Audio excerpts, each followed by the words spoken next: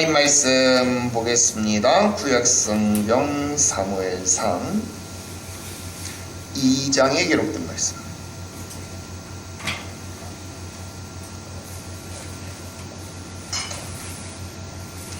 사무엘상 2장 18절부터 21절까지 기록된 말씀.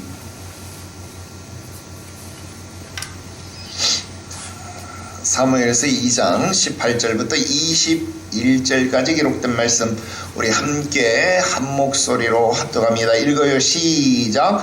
사무엘은 어렸을 때에 세마포 에봇을 입고 여호와 앞에서 섬겼더라.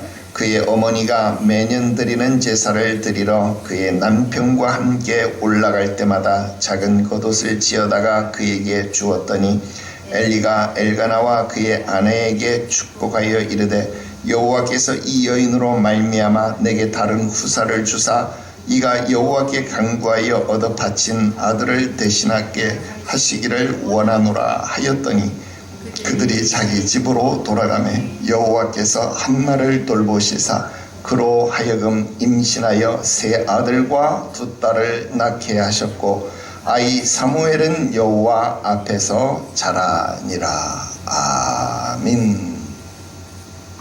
할렐루야. 오늘 계속해서 사무엘상 강의 12번째 시간이 되겠습니다. 오늘 12번째 말씀의 제목은 여러분 성경의 소제목을 그대로 따왔습니다. 실로에 머문 사무엘, 이렇게 제목을 정했습니다.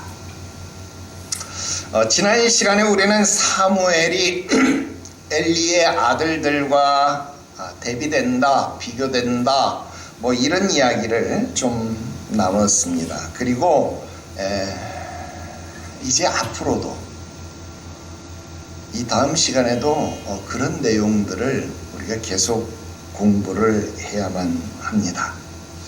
그런데 단순히 사무엘의 모습이 엘리의 아들들과 비교해서 사무엘은 착하고 엘리의 아들들은 악하다, 뭐 그런 내용들만 비교해 주는 것이냐, 대비해 주는 것이냐, 그렇지 않다 하는 것입니다. 여러분, 지금 오늘 우리가 읽었던 이 본문 말씀은요, 정말 희귀한 말씀이에요. 희귀한 말씀. 여러분, 성경에서 이 위대한 인물들, 성경에서 중요한 인물들의 유년 시절을 기록한 내용이요, 그렇게 많지 않습니다.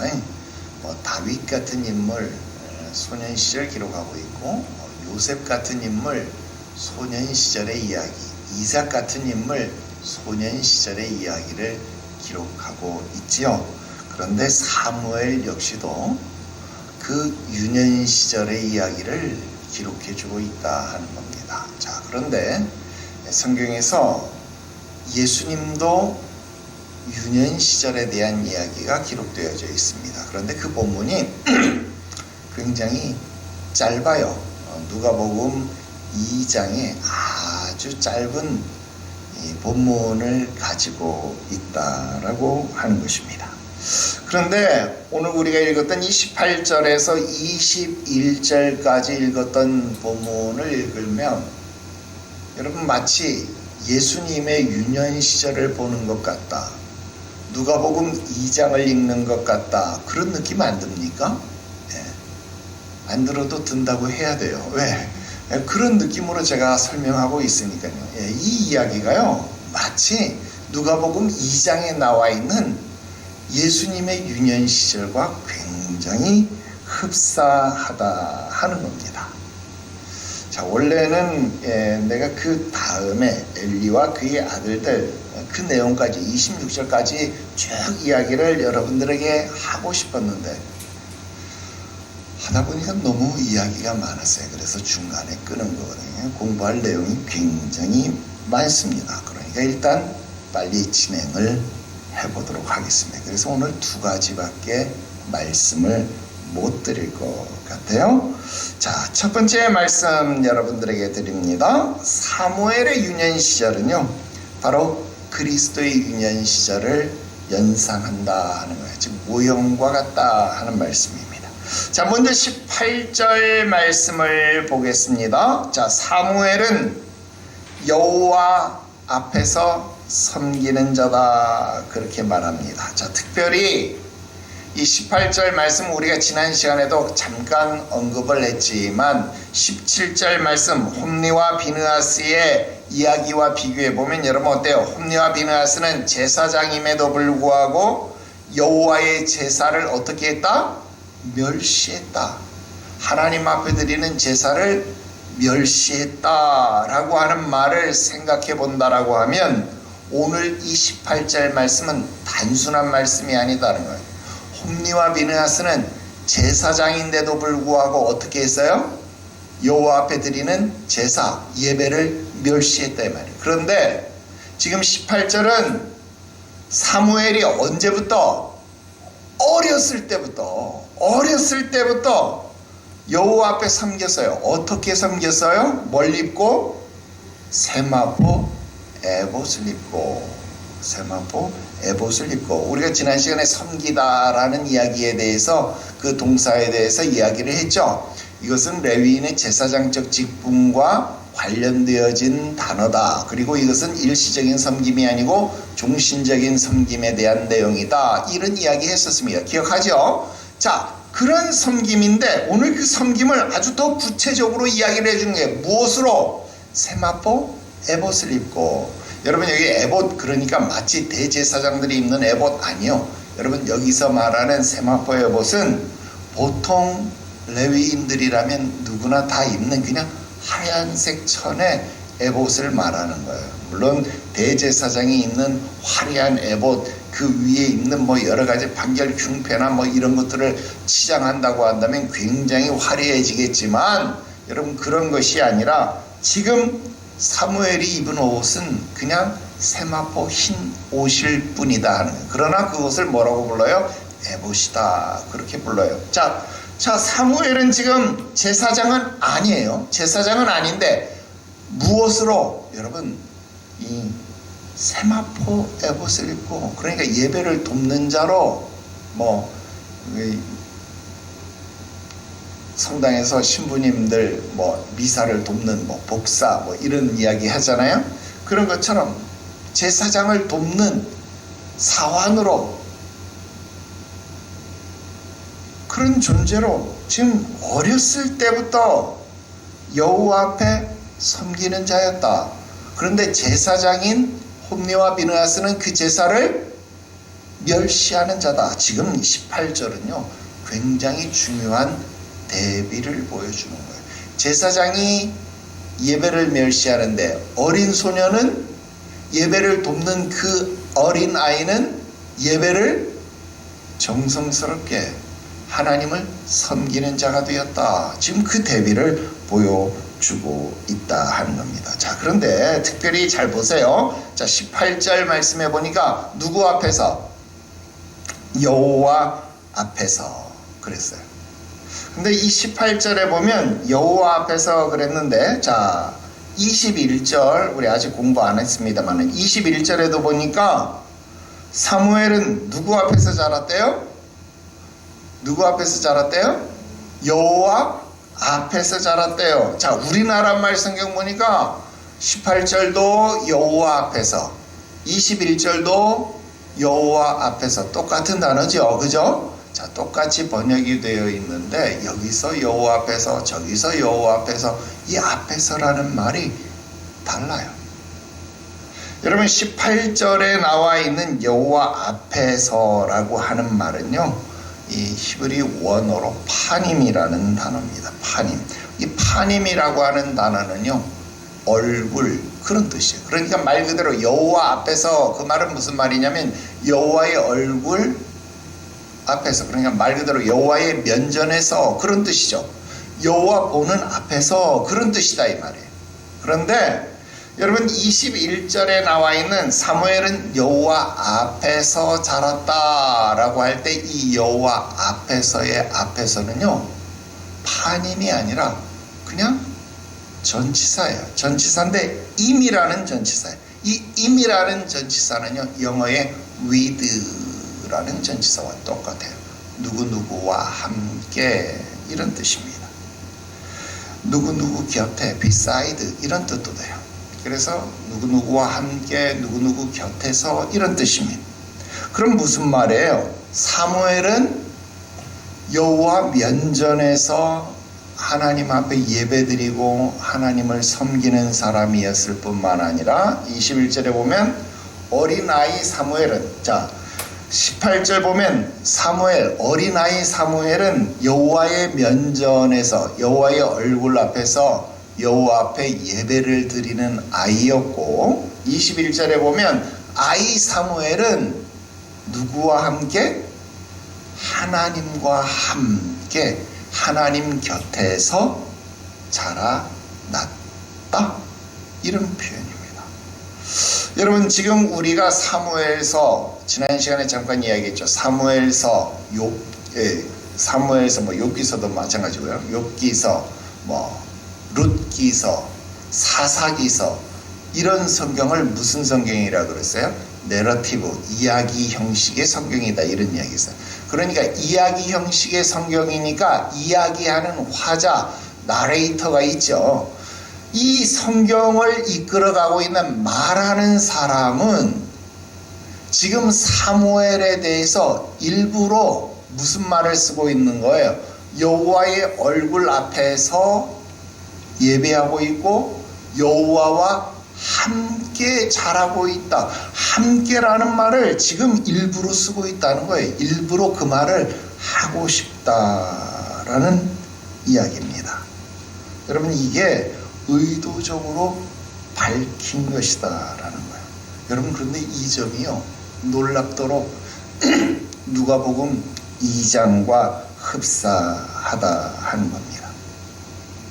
여러분 우리가 가진 이 개역 성경에 보면 이 문단 구분에 보면 이렇게 제목들이 있어요. 제목들이. 근데 지금 제목에 보니까 뭐라 그랬어요?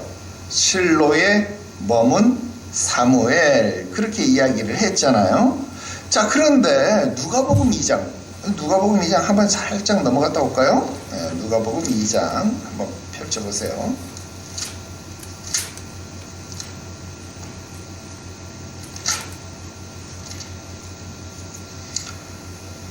자 누가복음 2장에 보면 41절부터가 12살 시절의 예수.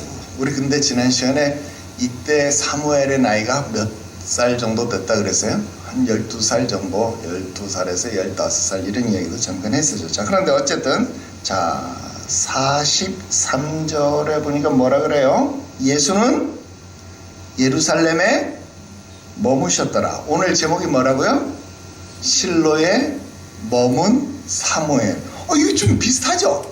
실로에 머문 사무엘이나 예루살렘에 머무신 예수님이나 좀 비슷하다 하는 거예요. 마치 오늘 소제목을 보는 것 같아요. 또 49절 말씀 보세요. 49절 보니까 뭐라 그래요? 내가 내 아버지 집에 있어야 될 줄을 알지 못했습니까? 오히려 자기를 찾으러 온 마리아와 요셉에게 이렇게 말씀합니다. 근데 50절에 뭐라 그래요? 그 부모가 그가 하신 말씀을 깨닫지 못했다. 그리고 52절에는 예수는 지혜와 키가 자라며 하나님과 사람에게 더욱 사랑스러워 가시더라. 자 반면 이제 다시 사무엘상으로 돌아와요. 오늘 보면 26절 우리 안 읽었어요. 26절에 보니까 뭐라 그래요? 아이 사무엘이 점점 자라매 여호와와 사람들에게 은총을 더욱 받더라. 여기 은총 그리고 아까 사랑 그 같은 말이에요. 물론 헬라어하고 히브리어하고 차이는 있지만 같은 의미입니다.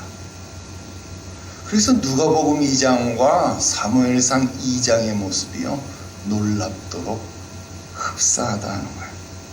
여러분 성경은 이처럼 하나하나가 응하지 아니함이 없고 성경이 성경을 해석하지 못하는 것이 없다 하는 것입니다. 여러분 인간 제사장 엘리의 말을 들은 한나는 여러분 어때요? 당연히 아이를 여호와의 전 여호와의 전 성소에 머물러 있어야 할 것을 알아야 했잖아요. 그래서 아이가 젖을 뗀 후에 물레기는 아니죠.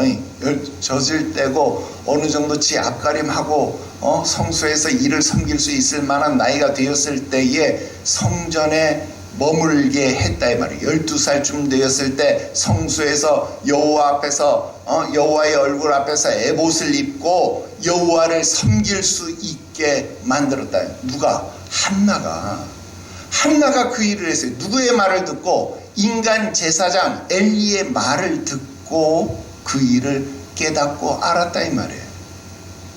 그런데 인간 제사장도 아니고 누구의 말을 들었어요? 마리아는 천사들 중에서도 천사장 가브리엘이 와가지고 수태를 고지해 준 거예요. 네가 낳을 아이는 보통 아이가 아니야. 저가 자기 백성을 죄에서 구원하실 자야. 아들을 낳으리니 이름을 예수라 해라. 야, 지극히 높으신 이의 영광이 너를 덮으실 것이다. 여러분, 이 놀라운 이야기를 해줌에도 불구하고 여러분, 이 전언을 듣고도 마리아는 예수님께서 성전에 있어야 할 것을 깨닫지 못한 거예요. 그래서 예수님은 뭐라고 말하는 거예요? 아니, 내가 내 아버지 집에 있어야 할 것, 그건 몰랐어요? 예수님이 직접적으로 말해주는데도 그 부모는 그 말하는 것을 어떻게 했다고? 깨닫지 못했대요. 자, 한편 오늘날 완전한 계시가 완성되어서 여러분 성경 66권을 받아든 저와 여러분들, 하나님의 말씀을 받아든 저와 여러분, 그리고 특별한 계시로서 예수 그리스도까지도 경험한 이 세대, 저와 여러분들은 어떻습니까? 우리 자신은 물론 우리 자녀도 마땅히 하나님 전에 있어야 할 것, 아니 그것도 이제는 완전히 바뀌어서 우리가 하나님 전에 올라가는 것이 아니라 하나님이 우리에게 찾아오셨잖아요. 하나님이 우리에게 찾아오셔서 나를 성전 삼으시고 내 안에 거하시는 것, 나를 성전 삼아서 있어야 할 것을, 그리고 내가 여호와와 함께 자라나고 내가 여호와와 함께 동행해야 함을 깨닫지 못하고 있더라 이 말이에요. 슬퍼요, 안 슬퍼요? 비참해요, 안 비참해요? 슬프고 비참한 일이다 이 말이에요. 그래서 요한복음에 뭐라고 말하는 거예요? 빛이 세상에 왔을 때 사람들이 깨닫지 못한다, 알지 못한다, 그렇게 말하는 거예요. 예수님도 귀 있는 자는 성령이 교회들에게 하시는 말씀을 들을 것이다, 그렇게 말하는 거예요. 여러분, 한나는 인간 제사장의 말을 듣고도 깨달은 사실을 오늘 저와 여러분들은 깨닫지 못하고 있다 이 말입니다. 여러분, 계시는 점점 확실해지고 확장되어져 가는데 그것을 깨닫는 저와 여러분들은 이처럼 좁아지고 있으니 안타깝고 답답할 노릇이 아닐 수 없다는 것. 더 안타까운 일은 무엇입니까? 모르면 배우기라도 해야 하는데 배우지도 않는다라는 것입니다. 배우고 확신한 일에 거하면 되는데, 듣고 깨달으면 되는 것인데 듣지 않는다는 겁니다. 누구처럼? 빌립이 내가 하늘 문이 열리는 것을 본다라고 말했을 때 사람들이 뭐라고 말합니까? 귀를 막았다 그래. 귀를 막았다. 그리고 자신들의 옷을 찢었다. 그리고 돌을 들어서 그를 쳤대.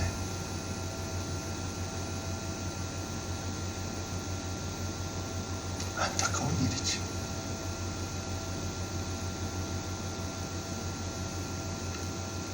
오늘 주의 말씀을 온전히 깨달을 수 있는 들을 귀가 여러분들에게 있게 되시기를 주 예수의 이름으로 축원합니다. 말씀의 씨앗이 뿌려지고 열매 맺을 수 있는 여러분들의 옥토밭과 같은 마음으로 변화되시기를 주 예수의 이름으로 축원합니다. 이제 두 번째 말씀 드리려고 합니다. 두 번째는 한나의 본받을 만한 신앙과 받은 축복입니다.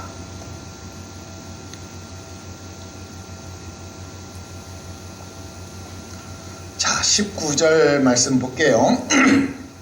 그의 어머니가 매년 드리는 제사를 드리러 그의 남편과 함께 올라갈 때에 작은 겉옷을 지어다가 그에게 주었더니 19절 말씀 읽으면 벌써 눈에 팍팍팍 들어오는 게 있죠.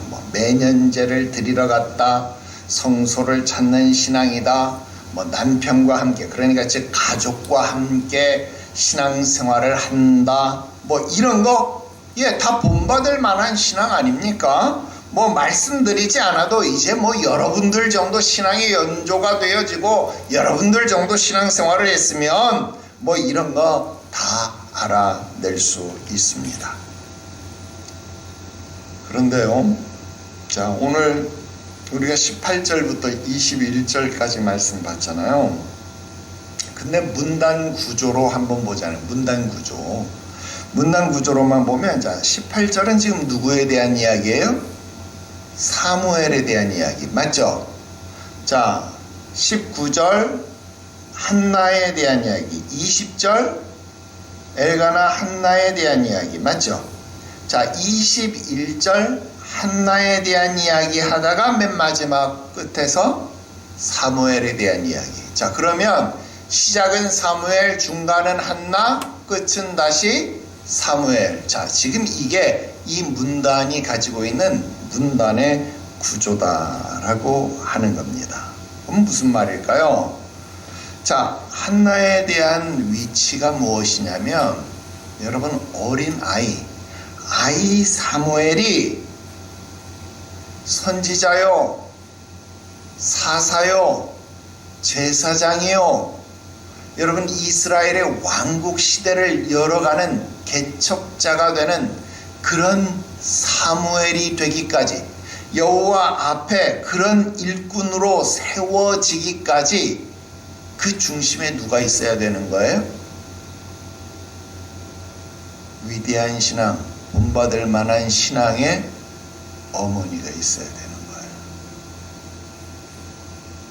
여러분, 그런 어머니가 필요합니다. 그런 본받을 만한 부모의 신앙이 필요하다 하는 거예요. 그래서 두 번째 대지가 뭐예요? 한나의 본받을 만한 신앙이다 이 말이에요.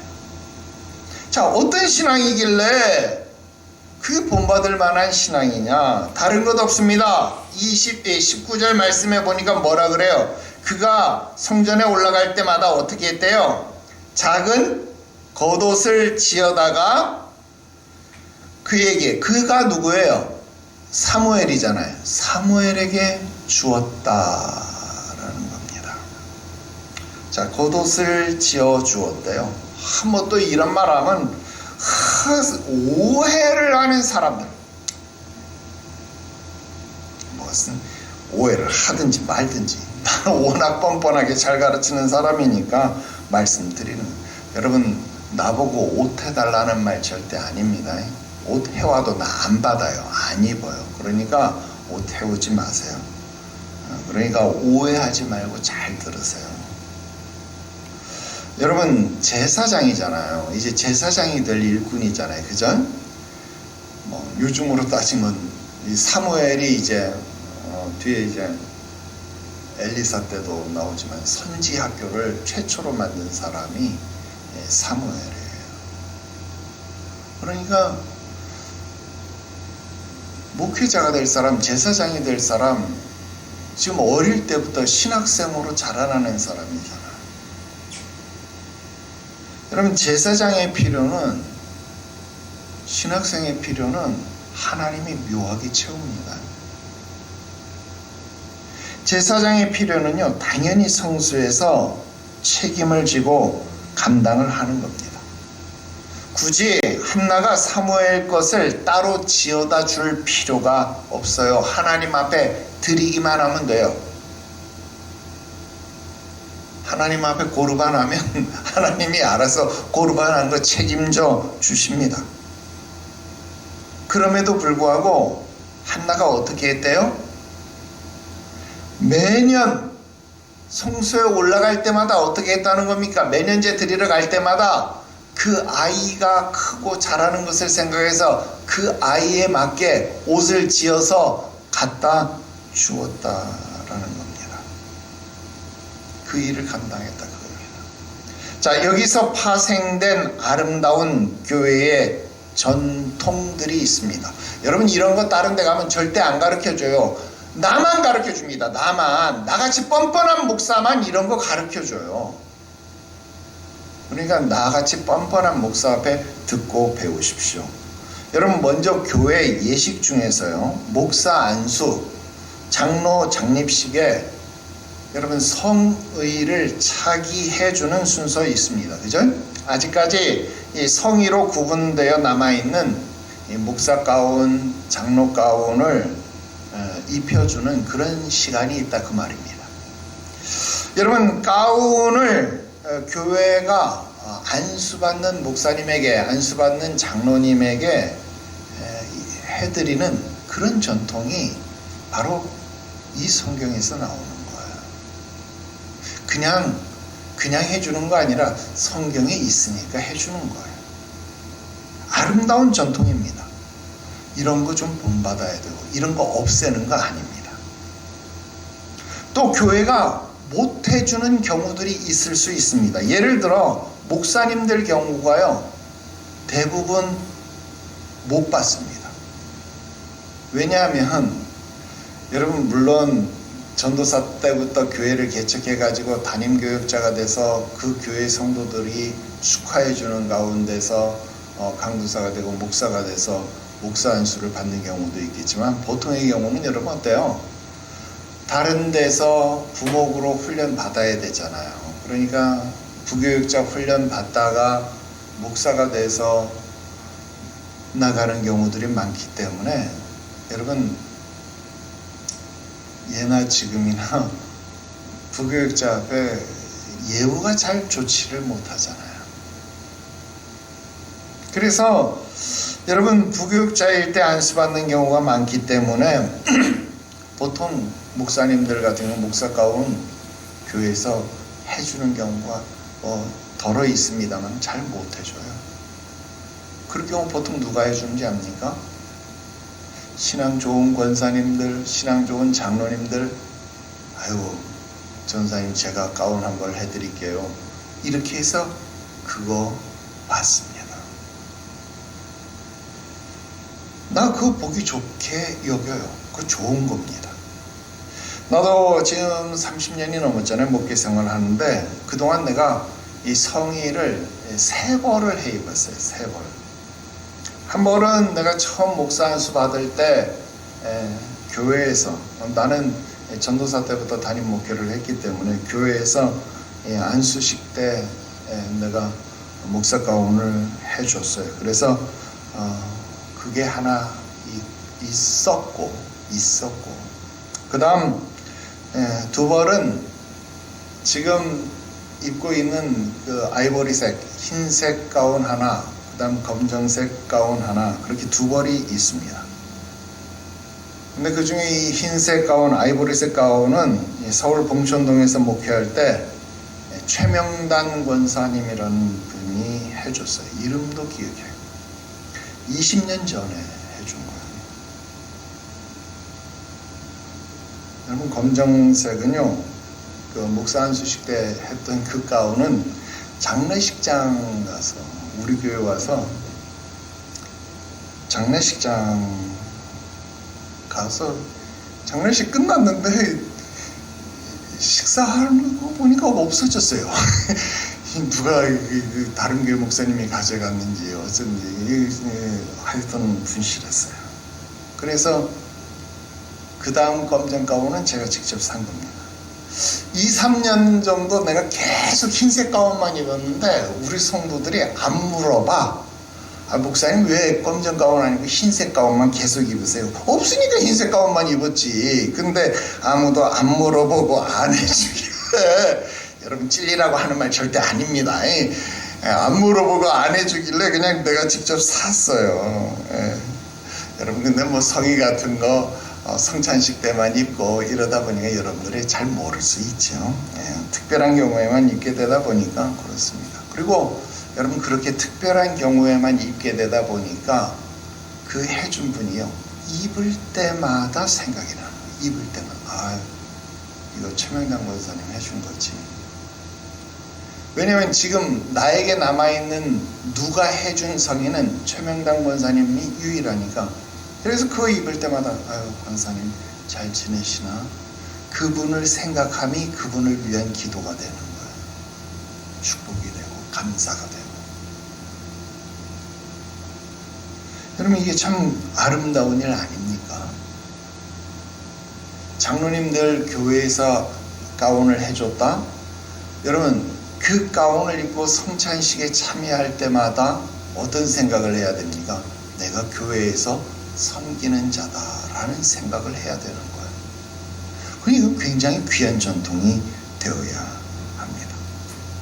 자, 그 다음 교회 예식 때 임직자와 교역자에게 예복을 해주는 전통도 여기서 비롯된 겁니다. 이것 역시도요 굉장히 아름다운 전통입니다. 자, 우리 교회에도 임직식 때 남자들은요 양복을 맞췄습니다. 양복을 다 맞춰서 해줬고 여자분들은 똑같은 옷 맞추면 싫어한다고 여자들은 똑같은 옷 싫어하고 그냥 옷값을 줬어요. 기억 안 나요? 받은 건 다 잊어먹었어요? 여러분 다 받았습니다. 권사님들 다 받았어요. 전사님들 다 받았습니다. 여자분들은 예복비를 다 별도로 들여서 자유롭게 사도록 했습니다. 여러분 예전에는 목회자들이 평상복이 양복이었잖아요. 그래서 양복을 입다 보니까 양복이 뭐 입다 보면 뭐 무릎도 낡고 뭐 엉덩이도 반질반질해져서 뭐 그렇게 하고 이렇게. 요즘은요 목사들도 양복 잘 안 입어요. 나 같은 경우도 예배 시간만 딱 입잖아요. 예배 끝나면 또 평상복으로 갈아입어서 설거지도 해야 되고 여러분 차도 끓여서 드려야 되고 해야 될 일 많잖아요. 여러분들하고 같이 놀라면. 그래서 양복 시간에만 이렇게 양복을 입다 보면 이 양복을 좀 낡아야 좀 누구 보고 양복 좀 한번 해주세요 이럴 건데 10년 넘게 입어도 양복이 안 낡아요. 그러면 뭐 좀 살이라도 쪄야 양복을 해달라고 그러는데 또 하나님이 기가 막히게 다이어트를 강제적으로 시키니까요 10년 전에 몸매가 그대로 돌아와가지고 이 양복을 바꿀 일이 없네. 그래서 큰 양복도 다 다른 분들 다 줘버리고 그래서요 양복이 낡을 일이 없어요. 그냥 양복 받을 일이 없습니다. 그러니까 걱정하지 마십시오. 어쨌든 이거 아름다운 전통입니다. 자, 그런데 이런 이야기 하려고 한 게 아니라 여기서 하나 추론을 해보자는. 시간 얼마 없어요. 그러니까 빨리빨리 들으세요. 자, 한나가 사무엘의 옷을 지어가면서 무슨 생각했을까? 이거 성경에 안 나온 겁니다. 주석서에 이런 말 없어요. 이건 그냥 내 생각입니다. 내 신앙이고 내 생각입니다. 여러분 한나가 사무엘의 옷을 지어가면서 무슨 생각했을까요? 아이고 하나님 우리 아들 사무엘 멋쟁이가 돼야지 하나요? 아우 꼬깃꼬깃한 옷 입지 말고 이 옷 입어가면 얼마나 멋지겠어요. 멋진 옷 입고 멋진 제사장 되게 해야지. 뽐내게 해야지. 여러분 그런 생각했겠어요? 아니에요. 여러분 한나가 그런 생각하지 않았을 겁니다. 여러분 한나가 매년 그렇게 옷을 지어간 이유는 무슨 이유일까요? 적어도 자기 아들이 하나님 앞에 설 때에 더러운 옷으로 하나님 앞에 서는 일이 없기를 바라는 그런 간절한 마음이 아니었을까요? 바로 그 마음입니다. 여러분 목회자와 임직자에게 의복을 해주고 성의를 해주는 것은요 그들을 지상에서 아름답게 해주려 함이 아닙니다. 적어도 그들이 하나님 앞에 인간적 추함이 드러나지 않기를 인간의 죄된 모습이 가려지기를 기도하는 마음으로 예복을 드리는 거예요. 그러니까 그런 마음으로 가져오려거든 가져오세요. 그럼 나 받을게. 그런 마음이 아니면 가져오는 거 아니에요. 그런 마음이 아니면 성의 해드리는 거 아니에요. 그리고 마태복음 10장 41절 말씀에 보면 선지자의 이름으로 선지자를 영접하는 자는 선지자의 상을 받을 것이요 의인의 이름으로 의인을 영접하는 자는 의인의 상을 받으리라. 여러분, 내가 자주 여러분들에게 인용하는 말씀 아닙니까? 그런 마음으로 그렇게 의복을 헌신했다면 하나님이 한나의 더러움을 가려주지 않을까요? 그런 마음으로 여러분들이 헌신을 한다면 하나님이 여러분들에게도 그런 상을 주지 않을까요? 당연히 인간의 모습을 가려주시고 죄된 모습을 가리셔서 받으실 것이라는 그런 기도를 목회자에게서 받으시기를 바랍니다. 난 그렇게 기도해드려요.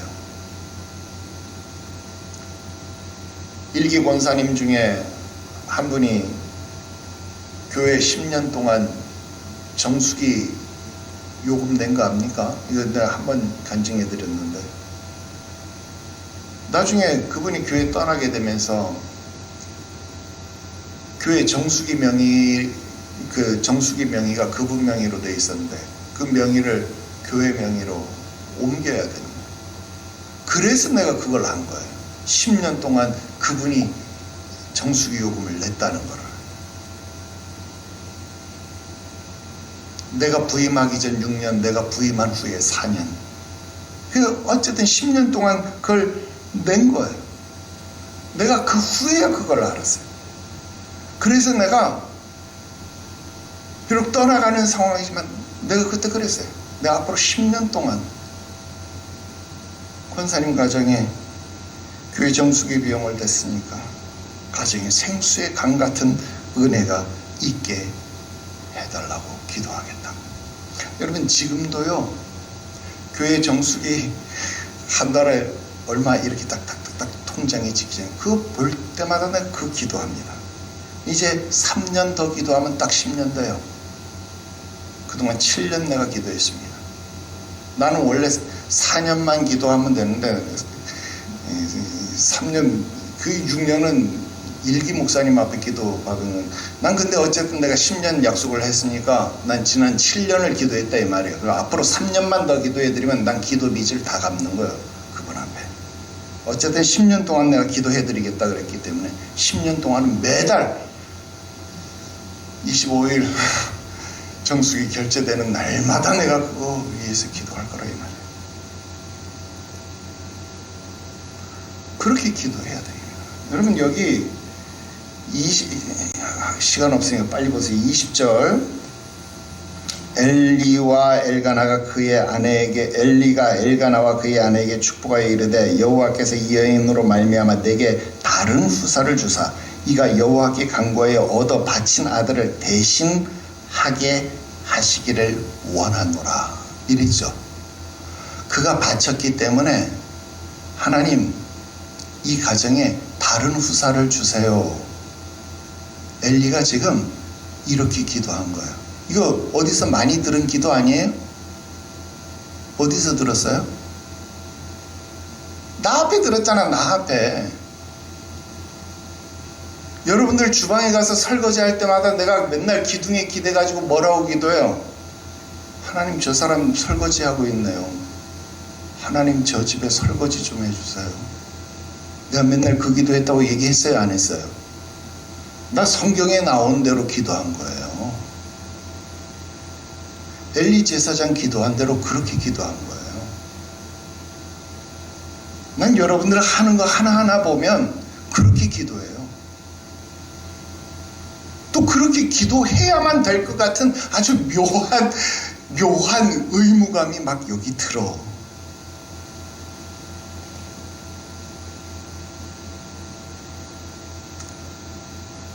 여러분, 이게 본받을 만한 한나의 신앙입니다.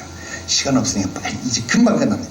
한나가 받은 축복이 20절 21절 뭐라 그래요? 한나를 불임의 여인이 아니라요, 많은 자녀를 낳은 능력 있는 여인이라고 하는. 5절에 우리가 다 공부했었잖아요. 임신하지 못하던 자, 근데 지금은 7을 낳은 자가 됐어요.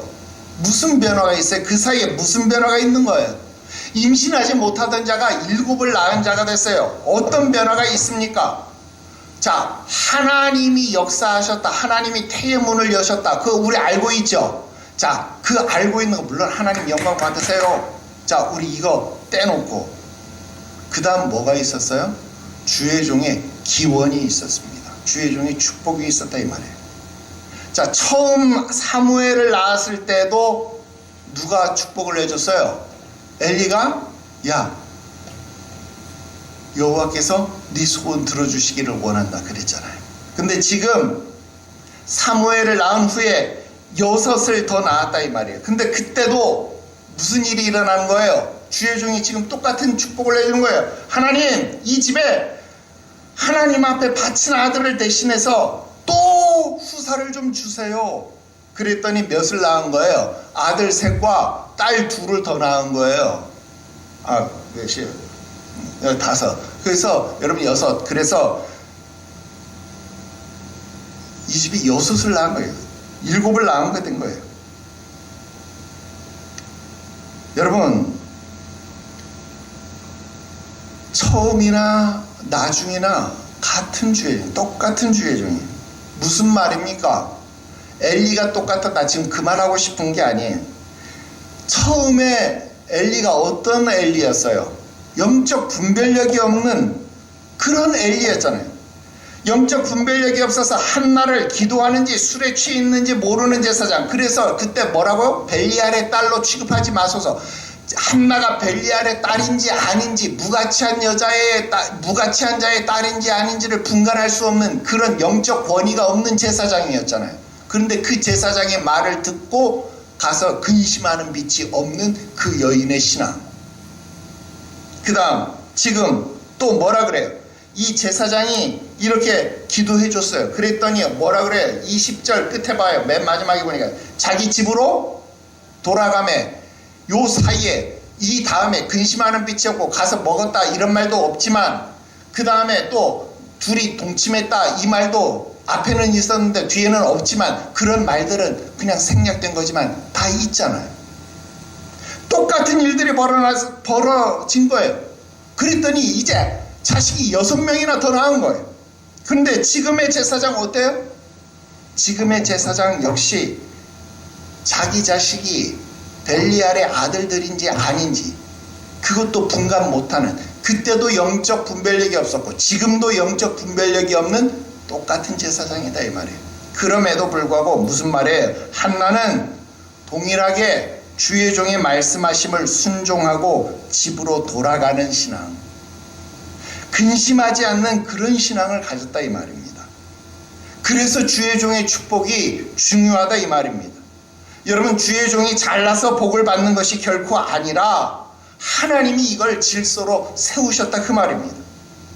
여러분, 하나님이 레위인을 성별하셨고 그들을 통해 이스라엘을 위하여 복을 빌도록 명하셨어요. 민수기 6장 27절에 그들은 이같이 내 이름으로 이스라엘 자손에게 축복할지니 내가 그들에게 복을 주리라 그랬습니다. 그리고 히브리서 13장 17절 그들로 하여금 즐거움으로 이것을 하게 하고 근심으로 이것을 하게 하지 말라. 그렇지 않으면 너희에게 유익이 없느니라. 그래서 여러분들에게 주의 종과 척을 지지 말라 그 말 하는 거예요. 여러분, 내가 무슨 유세 떨라고 하는 것 아니에요. 내가 무슨 대단한 권세를 가졌다고 자랑하는 것 아닙니다. 다만 그것이 옳기 때문에 그런 것입니다. 그렇습니다. 여러분, 우리가 성경 공부 시작할 때 제일 먼저 공부한 게 뭐였어요? 신명기서예요. 신명기서 12장 18절 19절에 내 하나님 여호와 앞에서 너는 내 자녀와 노비와 성중에 거주하는 레위인과 함께 그것을 먹고 또 내 손으로 수고한 모든 일로 말미암아 내 하나님 여호와 앞에서 즐거워하되 너는 삼가 내 땅에 거주하는 동안에 레위인을 저버리지 말지니라 그랬습니다. 여러분, 주의 종과 함께 기뻐하고 주의 종과 함께 먹고 마시고 주의 종과 함께 살아가야 합니다. 절대로 주의 종을 저버려서는 안 됩니다. 왜요? 주의 종은 눈에 보이지 않는 하나님을 경험하며 알 수 있도록 체험하는 도구가 되기 때문에 그래요. 사랑의 준거가 되기 때문에 그래요. 여러분 이 사실 잊지 마시기 바랍니다. 여러분 다른 교회 목사들은요, 나 부끄러워서 이런 설교 못합니다. 이건 뻔뻔한 설교 잘하는 나 아니면 절대로 못하는 설교입니다. 그러니까 여러분 나 앞에 이런 설교 막 듣고 배워야 돼요. 그리고 다른 데 가서 열심히 잘하십시오. 나 앞에 못해도 돼요. 결론입니다. 자, 21절 이 말씀하고 진짜 맞아요. 자, 여호와께서 함나를 돌보시사 그랬죠. 자, 여기서 이 돌보다라고 하는 말이 파카드라고 하는 말입니다. 이 말은요, 세다, 계산하다 이런 뜻도 있고요. 또 그 말 뜻과 함께 시찰하다, 방문하다. 우리 한남 시찰할 때 그 시찰하다, 방문하다 이런 뜻도 있습니다. 이 기본적인 의미로는요, 그러니까 무슨 말이냐면 윗사람이 아랫사람을 감독한다, 감시한다. 어떻게? 시찰해서, 방문해서 숫자를 세보면서 감독한다, 감시한다. 이게 돌본다 그런 뜻입니다. 자, 여러분 이게 굉장히 권위적으로 들리죠. 굉장히 나쁜 말처럼 들려요. 이런 감독, 이런 감시 받고 싶은 사람 여러분 있어요? 없죠. 자, 그런데 이걸 부모하고 자식 사이에 한번 놔보세요. 엄마가 자기 새끼라고 하면 자기 아이 이빨 몇 개 났는지 안 세볼 것 같아요? 여보 우리 아이 앞니 2개 났어. 이거 말 안 해요?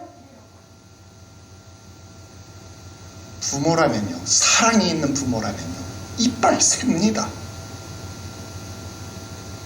사랑이 있는 부모라면 아이 유치원, 요즘은 다 학교 버스, 유치원 버스 땐 우리 땐 그랬어. 내가 하도 유치원 적금 그 미장장에 따라고 그 사 먹어버리니까 우리 어머니가 내 뒤를 졸졸졸졸 쫓아가지고. 여러분 사랑하는 부모라면 자식 뒤를 안 따라갑니까? 따라갑니다. 그게 감독이고 감시입니까? 아닙니다. 그건요 사랑입니다. 부모니까 자식에게 가지는 사랑의 감독 행위입니다. 그렇기 때문에 하나님은 우리의 삶을 돌보시는 분이셔야 합니다. 다른 말로 바꾸면 하나님은 나의 아버지, 나의 보호자가 되셔야 합니다. 그러면 하나님은 나의 머리털까지 세신 바 되시는 하나님, 그러니까 하나님은 나를 돌보시는 하나님, 그건 나의 안고 일어섬을 하시는 하나님, 그러니까 하나님은 나를 돌보시는 하나님이 되시는 거예요. 아멘 좀 해요. 그래야 그의 품 안에서 안전해지고 그의 품 안에서 강성할 수 있습니다. 여러분 이 은혜를 누리시기를 주 예수의 이름으로 축원합니다. 여러분 이런 신앙으로 여러분 자녀를 키우시기를 주 예수의 이름으로 축원합니다. 기도드립시다. 거룩하신 하나님 아버지, 주의 전에 머물렀던 사무엘을 살피며 오늘도 주의 전에 머물러야 할 우리의 신앙을 되돌아 보았습니다.